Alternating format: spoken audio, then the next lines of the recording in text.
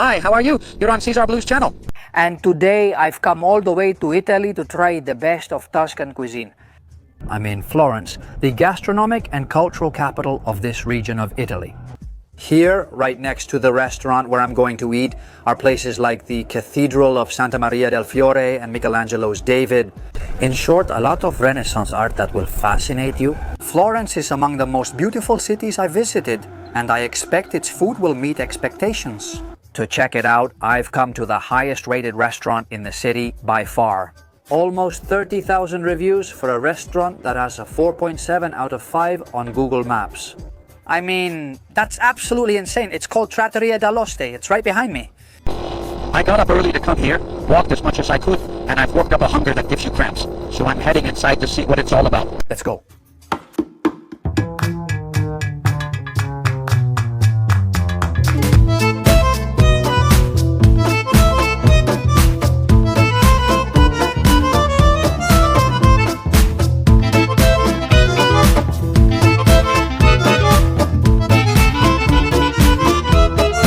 Well, I'm already inside the restaurant. Hey, it's really beautiful. They have 2 locations across from each other. They're identical restaurants, so if one is full, they send you to the other. And the other one was full. And this one, we're the second table to arrive. It has a few tables. It's very nice. The lighting is warm. It's a really nice place to eat. Beautiful food. Let's check out the food here. Well, looking at the menu in Italy, it always begins with antipasti. Before, well, a variety of antipasto from the house with all kinds of crostini, ham and various cold cuts. Typical cold appetizers are available. They have ribollita, which I'll show you later since I'm definitely ordering it. What else is there around here? They also have various tartares, different types of carpaccios, prosciutto crudo voluto, and parmigiana di melanzane, the most famous Venezuelan dish in Italy.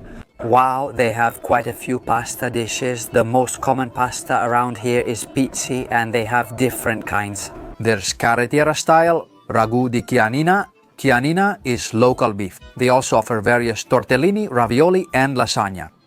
Then there are the steaks, the bisteccas. I'm unsure about the gender, but anyway.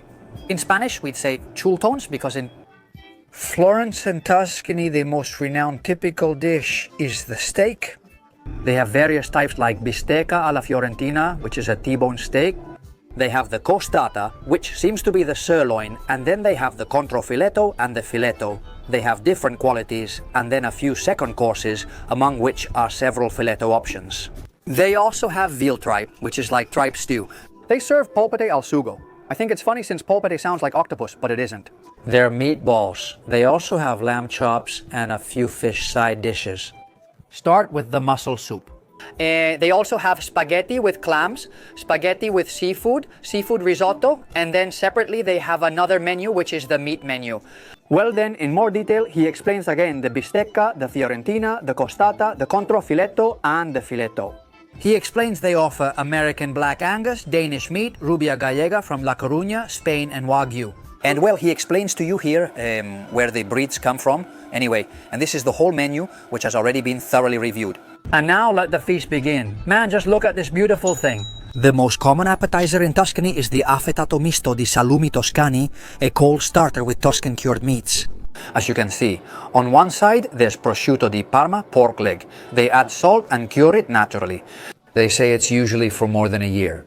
On the other hand, it also comes with salami, which is a sausage made, as you know, with pork mixed with spices, salt, and sometimes a bit of wine. It also has pepper. The dish also comes with a bit of copa. It's the cold cut they make with the whole cured loin, which is seasoned at the beginning of the curing process with red wine and sometimes with white wine. Also with garlic. And spices?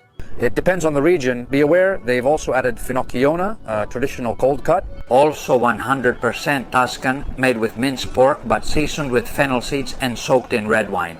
They served this dish as our portion. There are 2 of us, my mother and I, so I'll split it and try everything.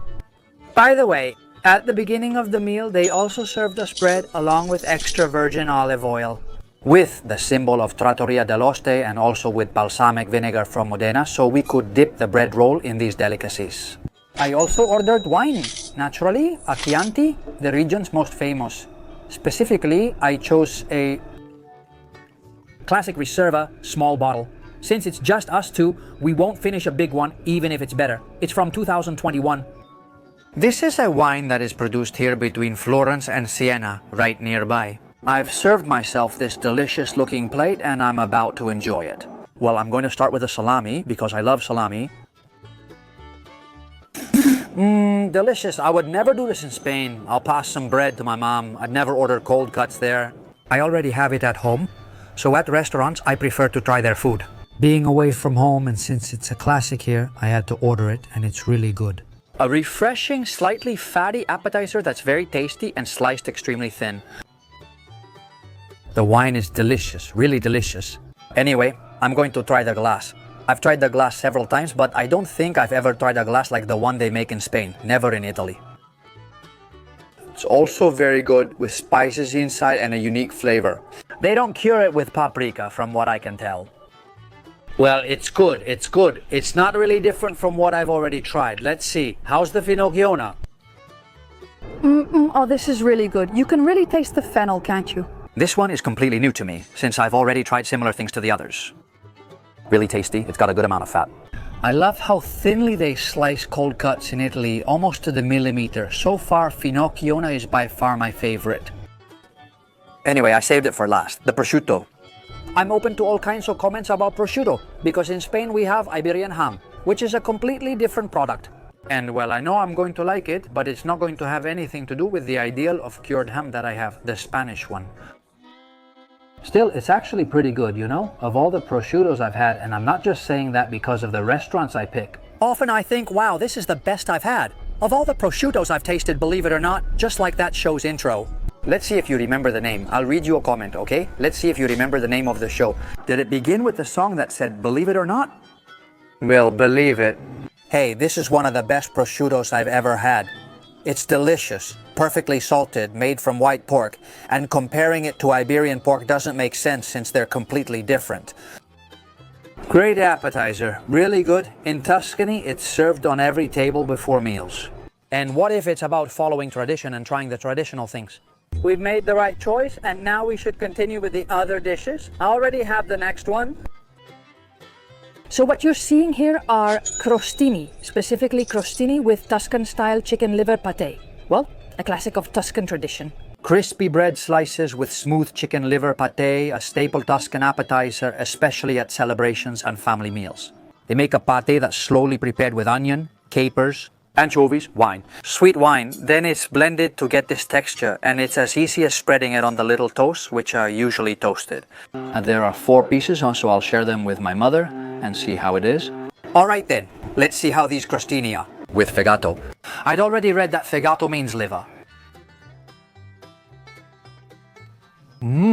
This is really good. It's a hot dish. It's really delicious. Look, I've already made chicken liver pate many times, the typical one you make with the Thermomix, which I love, and it really reminds me of those times when I used to make it at home. It's been a while since I last made it, and it also reminds me of something that happens in other parts of the world, which is that things are used differently. In Japan, chicken tails were enjoyed on yakitori skewers and tasted great, but in Spain we just discard them.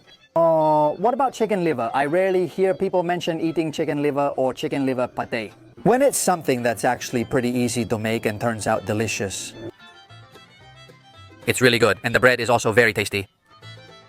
It comes with a bit of oil, but since it's Italian oil, they say it's really good. And also, well, the controversy about whether it's from Italy or where they bring it from, well, this one here says it's extra virgin, 100% Italian, so let's go with 100%. Let's eat it to give today's food a bit of a greasier touch. Today is the day, as they say, for the cheat meal.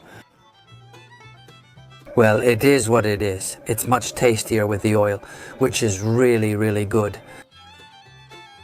My mother, very happy, just said she loves the little livers. We're enjoying it. The food so far is really good. Well, my mother just told me that it's really tasty with a big smile on her face, that she likes it a lot. So we're doing great with the appetizers. Let's keep it up. I've ordered more. This is called Ribollita, another one of the great icons of Tuscan country cooking. Its name means reboiled. It's a stew cooked one day and reheated the next, becoming even more flavorful. It includes hard Tuscan bread, white beans, black cabbage, Swiss chard, carrots, celery, plus a sauté of onion and tomato. It's simmered until it forms this dense and creamy texture that comforts you any time of the year. On a hot day like today, this is the little portion I'm going to serve it to try. Well, I've served myself a little here to see how today's healthy dish tastes. Ribollita, I've never heard of this. I watch a lot of food videos, especially before I travel to see what people eat. I've never seen this before. Let me tell you something. A dish packed with vegetables may not be the most Instagrammable or eye-catching, but I think it'll be good. It's really good. Guess what it reminds me of? It reminds me of Juliana's soup, but cut like thicker, chunkier. Honestly, it has an amazing flavor, a really concentrated vegetable taste. You can tell they use just enough water to cook it, letting some evaporate to make it thicker. Creamy, creating also a vegetable broth with intense flavor. Wow, well, Ribollita reheated, warmed up.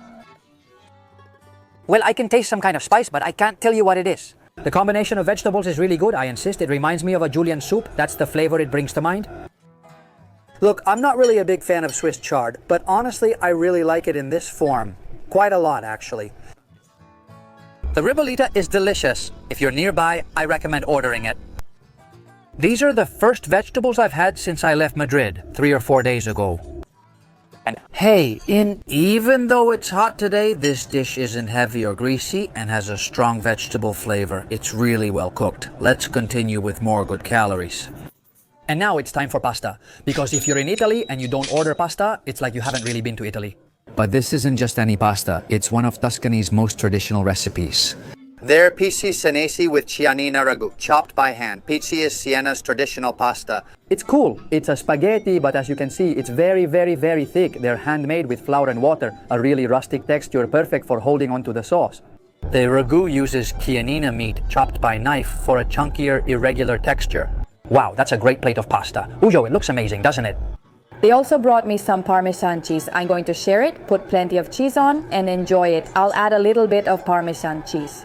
Adding cheese like this is something I used to do a lot when I was a kid, but over time I've stopped doing it, you know? This was a classic, right? Whenever you had pasta, you added lots of grated cheese. Let's try this pasta.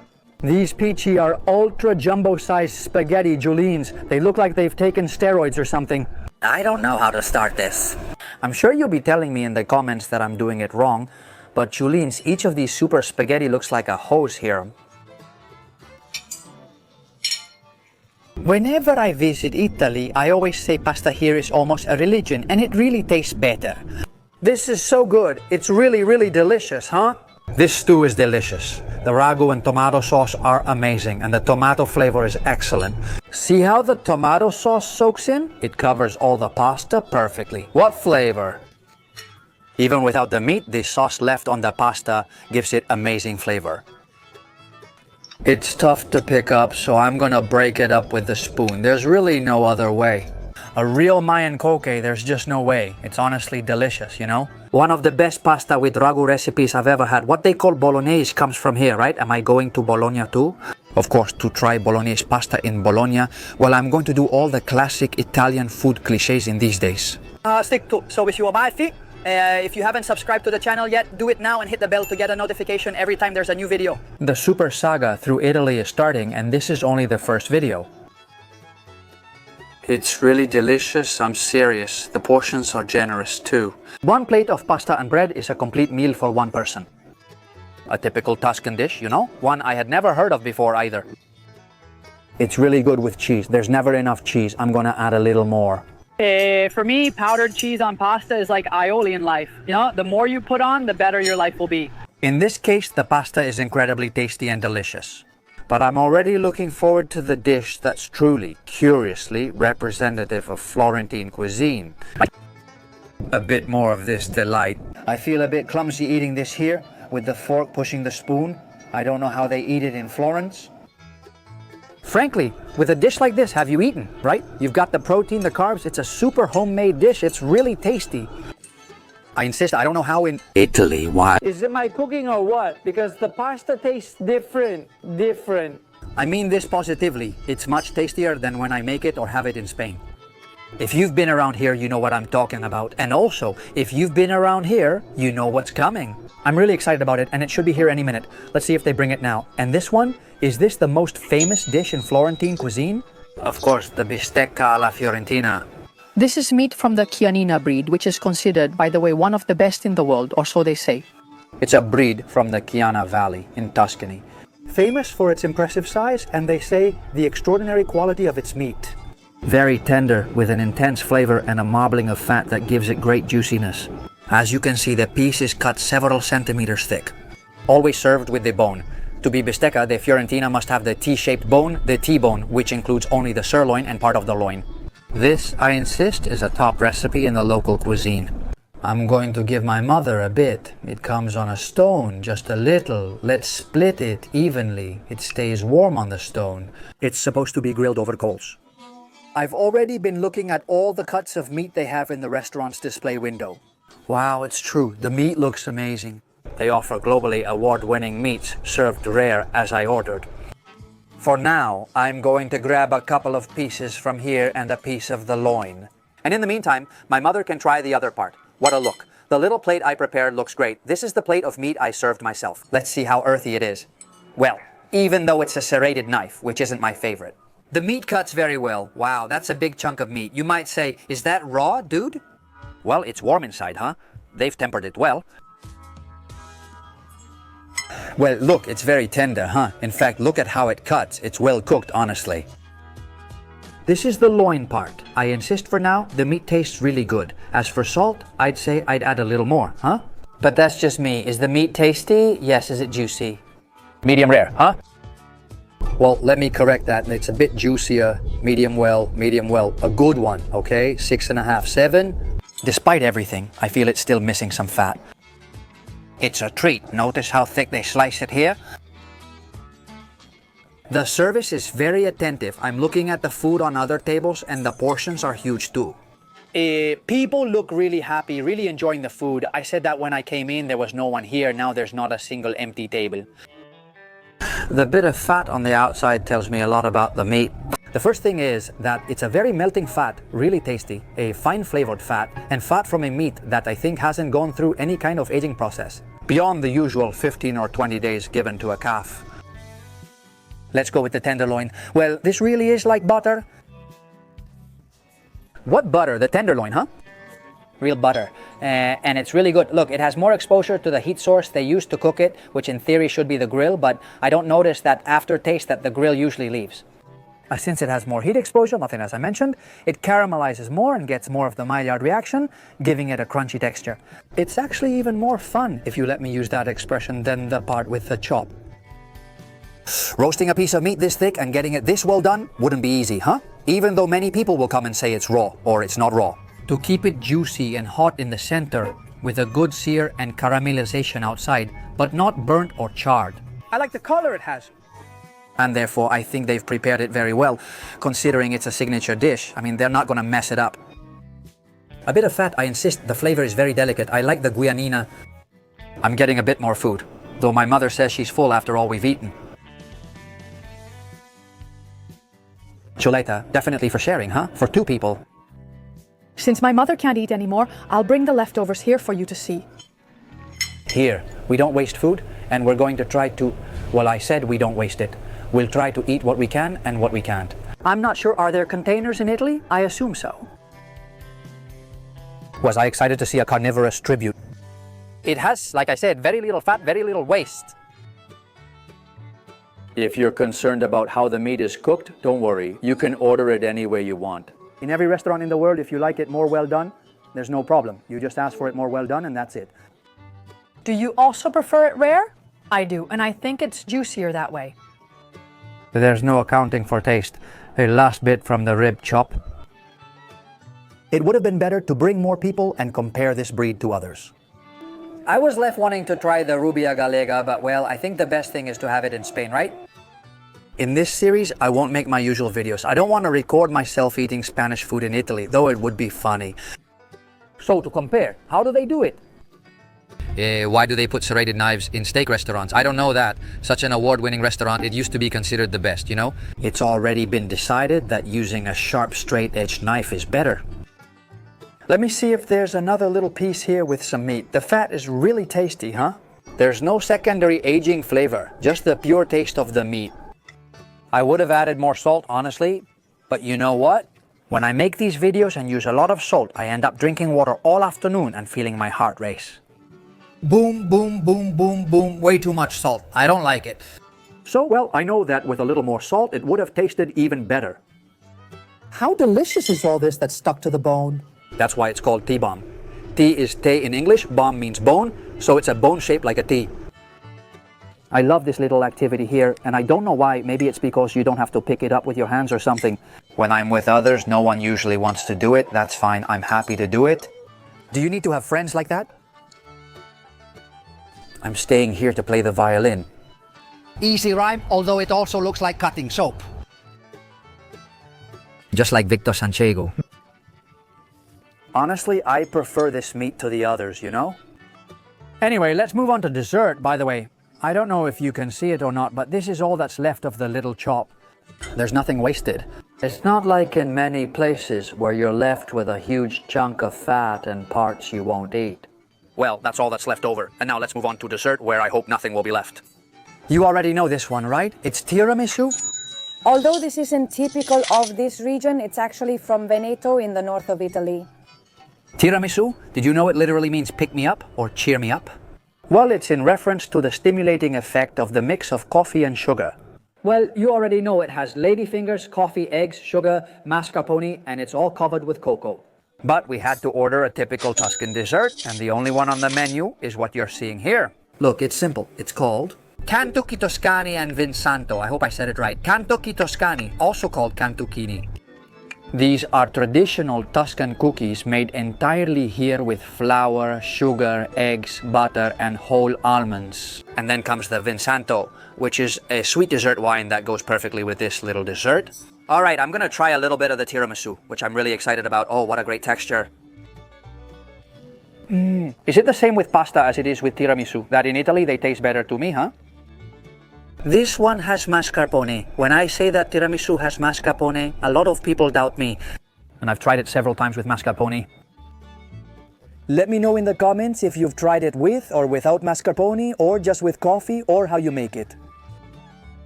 It's really tasty, huh? How about these cantucchi?